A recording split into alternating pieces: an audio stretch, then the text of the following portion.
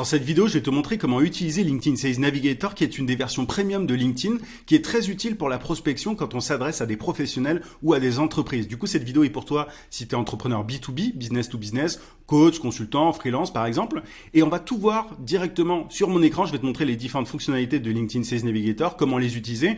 Et je t'invite vivement, si ça n'est pas déjà le cas, à prendre Sales Navigator. C'est un outil qui se rentabilise rapidement si tu l'utilises bien. Juste avant de te montrer tout ça, je t'invite à mettre un gros pouce sous la vidéo pour me montrer que ce genre de contenu te plaît, pour soutenir mon travail tout simplement. Abonne-toi aussi à la chaîne si ce n'est pas déjà fait. J'ai des centaines de vidéos sur la vente, le marketing, l'entrepreneuriat de manière générale, donc ça devrait te plaire. Et active la cloche de notification aussi pour ne pas rater mes prochains contenus. Je publie une vidéo par semaine. La première chose à savoir, c'est que quand tu n'as pas LinkedIn Sales Navigator, tu as un petit onglet juste là en haut à droite qui apparaît, qui t'invite à prendre la version premium. Donc moi je l'ai déjà, donc il me suffit de cliquer sur cette icône et je vais arriver sur une petite page avec un espèce de fil d'actualité, c'est la homepage, la page d'accueil. Et si tu scrolles un peu, tu vas voir qu'il y a différentes personnes qui ont partagé des posts et tout. Et en fait, ce sont des personnes, ce sont des prospects que j'ai enregistrés et que je peux surveiller un peu d'une certaine manière. Alors c'est pas pour espionner, mais l'idée c'est simplement de liker, de commenter les posts des prospects que tu surveilles pour ensuite les démarcher, parce que tu as plus de chances de cette manière d'obtenir un retour. Tu vois, quand quelqu'un a vu que tu as liké son post, commenté, etc., il a beaucoup plus de chances d'accepter ton invitation, de te répondre, etc.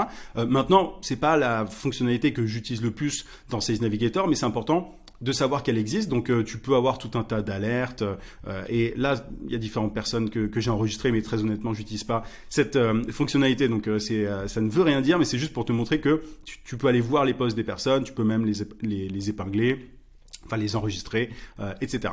Maintenant, le truc le plus important sur Sales Navigator, c'est la partie recherche. C'est cette partie-là. Et elle est scindée en deux catégories. Tu as les filtres de prospects et les filtres de comptes. Filtres de prospects, c'est quand tu veux chercher des prospects bien spécifiques. Par exemple, des directeurs commerciaux dans un secteur particulier, des RH, des directeurs marketing, etc. Et filtres de comptes, c'est quand tu cherches des entreprises avec des critères différents. Enfin, bien précis. Là, pour commencer, je vais aller dans filtre de prospect pour te montrer un petit peu comment ça marche. Donc, j'ai juste cliqué dessus. Et là, tu vois que tu as différents critères qui te sont proposés. Et ensuite, c'est à toi de les entrer, enfin de sélectionner ce qui t'intéresse pour ensuite identifier les bons prospects. Là, dans filtre de compte, donc je clique sur filtre sur compte, là. Et ça se présente un peu de la même manière. Il y a moins de critères que dans filtre de prospect. Mais dans filtre de compte, tu peux aussi trouver des critères intéressants comme le lieu du siège social, le secteur, les effectifs de l'entreprise, etc. Donc voilà, à toi de voir si tu cherches des entreprises en particulier. Maintenant, une fois que tu as identifié des entreprises, tu vas pouvoir aller chercher les décideurs, ou alors est-ce que tu cherches directement des prospects. Juste avant de te montrer comment fonctionnent ces différents critères et avant de te les expliquer, je te préviens, si tu n'es pas déjà inscrit, j'ai ce que j'appelle des emails secrets. Tu as le lien d'inscription en description, tu peux aussi cliquer sur le i. Mon meilleur contenu se trouve dans ces emails secrets. YouTube n'est que la partie visible de l'iceberg. Je parle beaucoup de prospection et notamment de LinkedIn. Et en t'inscrivant, c'est très simple, tu vas recevoir chaque matin à 9h un email rempli de conseils, de méthodes, d'astuces pour trouver plus de clients et pour facturer tes services à prix d'or. Il y a plus de 15 000 entrepreneurs qui sont déjà inscrits à l'heure actuelle. Donc c'est pour les coachs, consultants, freelance, pour toutes les personnes qui s'adressent à des professionnels ou à des entreprises. Donc si tu veux booster ton nombre de leads, générer plus de ventes, c'est vraiment là que ça se passe.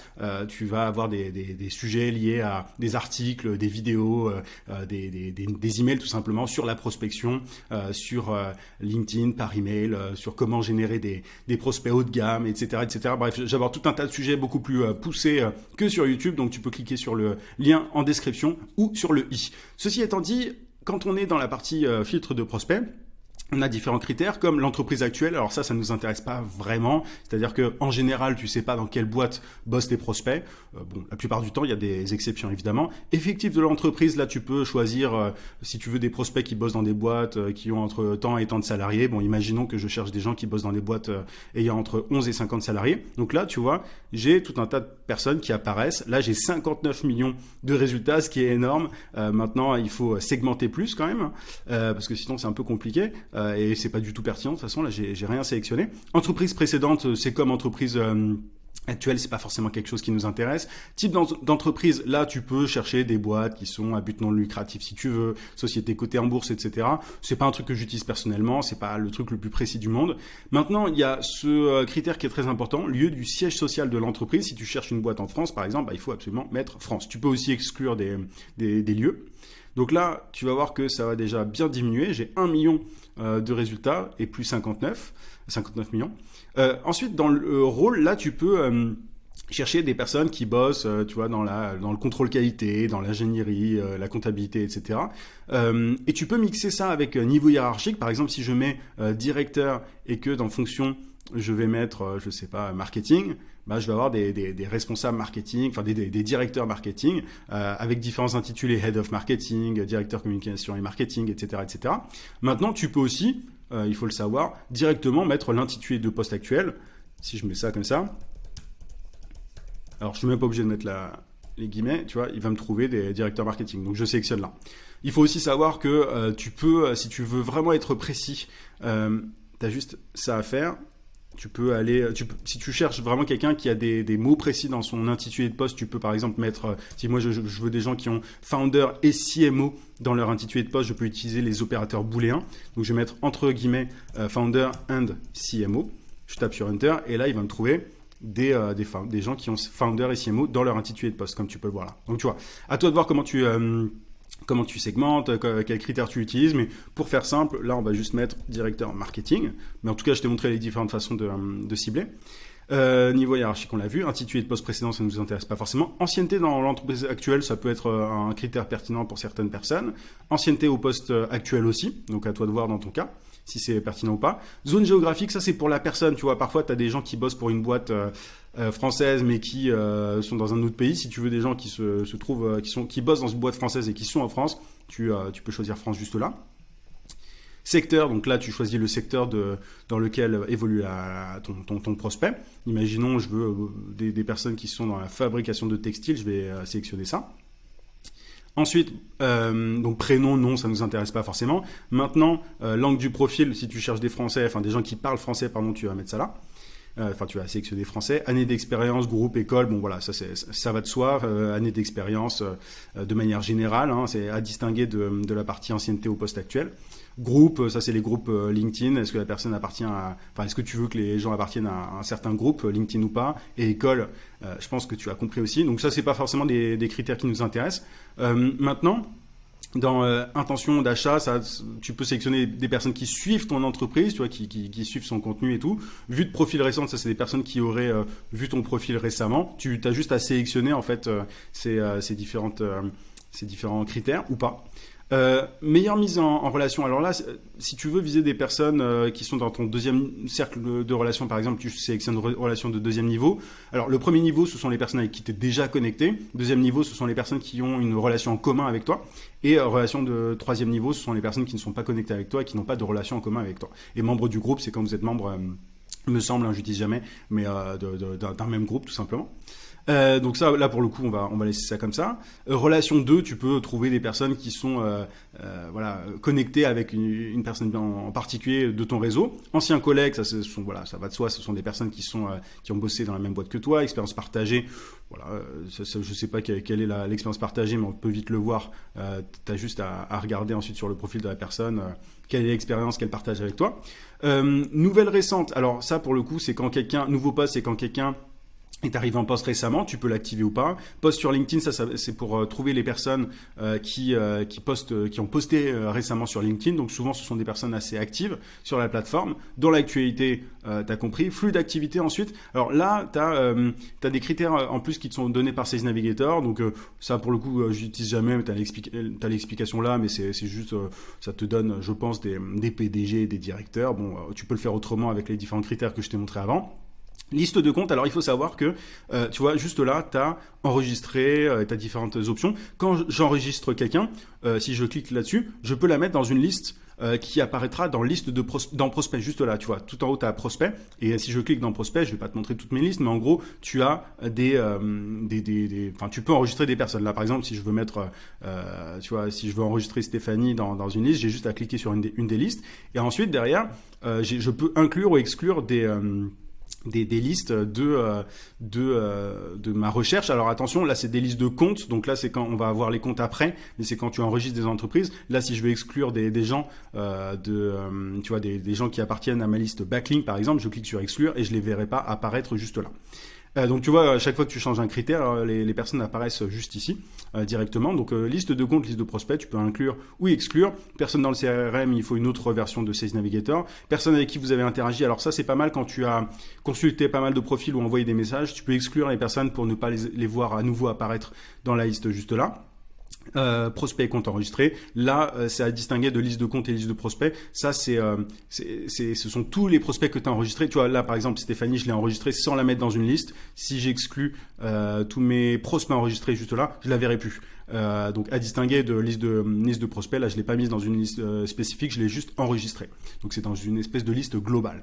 Donc là, tu vois, tu as toutes ces personnes-là. Maintenant, je t'invite à, quand tu veux démarcher quelqu'un, par exemple Stéphanie, je t'invite pas à contacter la personne sur Sales Navigator. Il faut savoir que la messagerie de LinkedIn Sales Navigator est pas top, et en plus le jour où tu n'utilises plus Sales Navigator, t'as pas forcément, tu vois, elle est juste là, t'as pas accès aux messages que tu as envoyés, etc. Donc je t'invite à te rendre sur le profil de la personne, cliquer sur les 3 petits points, aller voir son profil LinkedIn, ne surtout pas cliquer sur se connecter juste là. Moi, parfois tu as des bugs avec Sales Navigator. Je t'invite vraiment à utiliser Sales Navigator comme un outil de recherche de prospects et de comptes. Et donc, une fois que j'ai trouvé son profil sur la version normale de LinkedIn, pardon, je clique sur se connecter et je l'invite. Mais moi, j'utilise vraiment Sales Navigator comme un outil de recherche et pas plus. Après, voilà, tu peux tout à fait prospecter direct dessus, envoyer des in-mails. Les in-mails, ce sont les messages qui atterrissent directement dans la boîte de réception de tes prospects. Maintenant, il faut savoir qu'encore une fois, le jour où tu n'as plus Sales Navigator, tu n'as plus accès à ces in-mails, tu n'as plus accès à cette messagerie.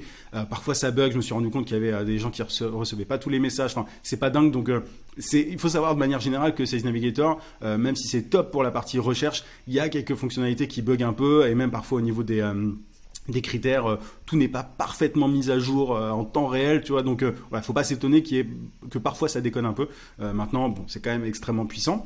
Et si je vais dans filtre de compte, donc je te montre comment ça marche cette fois. Alors là, je vais enlever les quelques critères que j'avais mis juste avant, mais c'est exactement le même principe, c'est juste que là, cette fois, on va trouver des boîtes. Donc par exemple, si je veux des boîtes qui ont entre, on va mettre en euros, qui ont entre 1 million et 10 millions d'euros de chiffre d'affaires, je vais cliquer sur ajouter.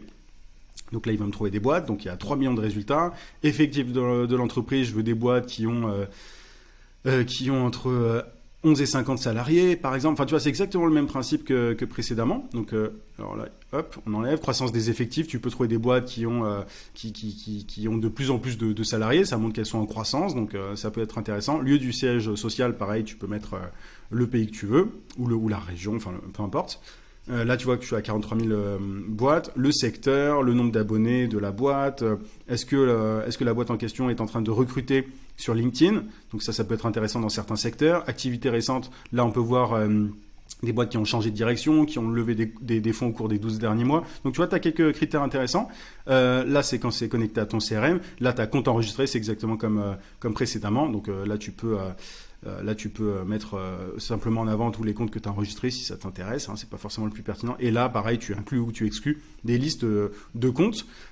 Et alors, tu vas me dire, ok, mais ça sert à quoi tout ça? En fait, quand tu cliques sur une boîte, juste là, alors pareil, hein, tu peux enregistrer des boîtes et elles apparaissent dans tes comptes, juste là.